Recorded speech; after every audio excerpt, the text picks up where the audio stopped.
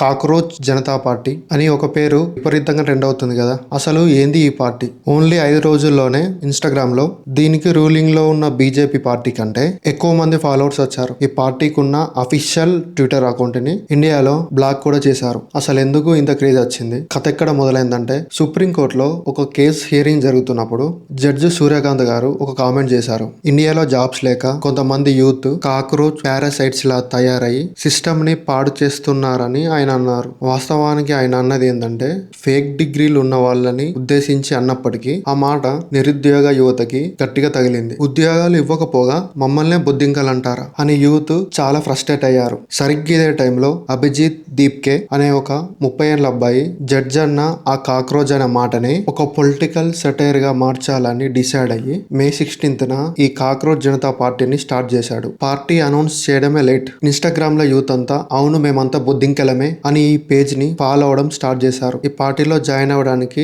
కొన్ని రూల్స్ కూడా పెట్టారు. ఫస్ట్ ది ఖచ్చితంగా నిరుద్యోగ అయి ఉండాలి. సెకండ్ ది ఫిజికల్ వర్క్ పరంగా ఫుల్ లేజీ అయి ఉండాలి. థర్డ్ ది కనీసం డైలీ 11 hours ఆన్లైన్ లో గడపాలి. ఫోర్త్ ది దేని మీద అయినా ఆన్లైన్ లో గట్టిగా రచ్చ చేయగలగాలి.